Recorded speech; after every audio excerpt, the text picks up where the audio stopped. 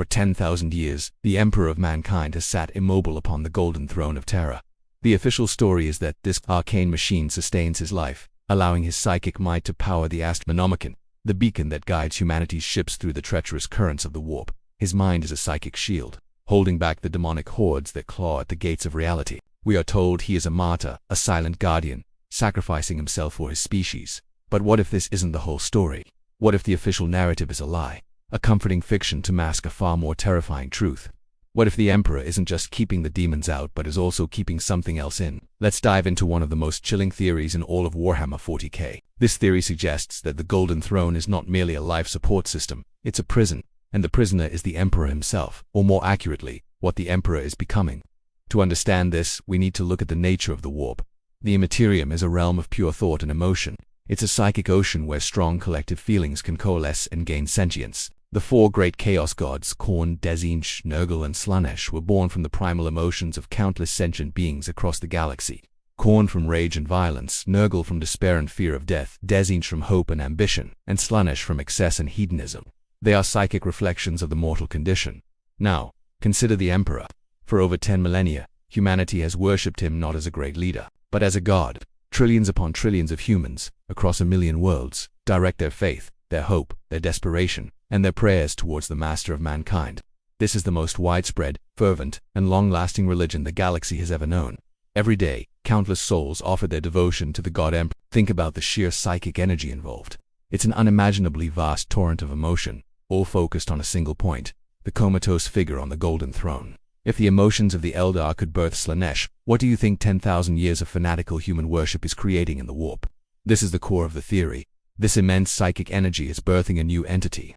A warp god of order, tyranny, faith, and sacrifice. A being that is the embodiment of the Imperium's ideals. And this nascent god is intrinsically linked to the Emperor's soul, which is trapped between the material world and the warp. Some call this entity the Dark King or the Starfather. So, where does the Golden Throne fit into this? The theory posits that the Emperor, in his final lucid moments after his battle with Horus, foresaw this horrifying outcome. He realized that his own grand plan had created the very thing he fought against, a new chaos god. Born from humanity's own soul, a god of absolute, unthinking, oppressive order, just as monstrous as the gods of chaos.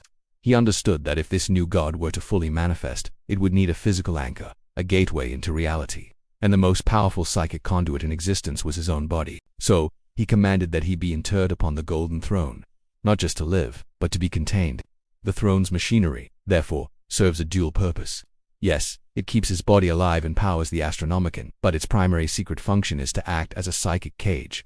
It's a lock on the door to reality, preventing the Dark King, his own divine reflection, from being born through him and into the material universe. Think about the implications. The Emperor isn't a willing martyr. He's a desperate jailer, holding the bars of his own prison. The daily sacrifice of 1,000 psychers to the Golden Throne isn't just to fuel the machine. It's to reinforce the psychic wards, to strengthen the cage that holds back this god of order. The Emperor's eternal torment is a constant battle, a psychic war fought within his own mind against his divine monstrous offspring. This theory recontextualizes everything we know about the Imperium. The ecclesiarchy, the imperial cult, the very faith that holds the Imperium together, is simultaneously feeding the ultimate threat. Every prayer uttered to the God Emperor adds another drop of power to the entity he is trying to suppress. Humanity is unwittingly creating its own divine tyrant, a being that would enslave them in a perfect, soulless order, making the current state of the Imperium look like a paradise in comparison. It also explains the strange phenomena seen by some psychers and saints. When Celestine, the living saint, was reborn, she witnessed a battle in the warp between the Emperor's spirit and a gathering of dark gods. But what if one of those gods wasn't a chaos god? What if she saw the Emperor fighting himself, his human will against his divine reflection? It also sheds light on the Emperor's original imperial truth, his aggressive atheism. Perhaps he had seen what belief could do, the gods it could create, and he was trying to save humanity from this fate by starving the warp of worship. His greatest failure then was becoming the object of the very faith he sought to eradicate. So, what happens if the Golden Throne fails? The common belief is that the Astronomicon will go out, the psychic shield will fall, and Terra will be consumed by demons. That's bad enough. But if this theory is true, the reality is infinitely worse. If the throne fails, the lock breaks. The Emperor's body would die, and his soul, now fully merged with the nascent god of order, would be unleashed. The Dark King would be born. A new player would enter the great game, one with a direct personal connection to every human in the galaxy. This entity would not be the benevolent savior humanity prays to. It would be a reflection of the Imperium itself, cruel, dogmatic, xenophobic, and utterly without compassion. It would be a god of cold, hard logic and absolute control, the ultimate tyrant.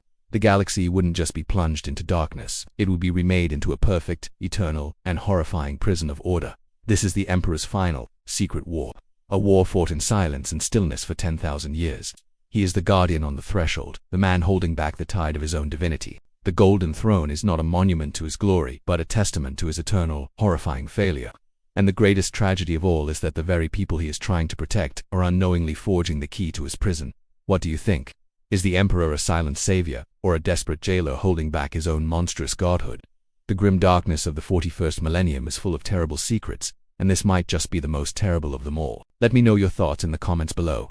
Thanks for watching, and if you enjoyed this dive into the lore, be sure to like and subscribe for more.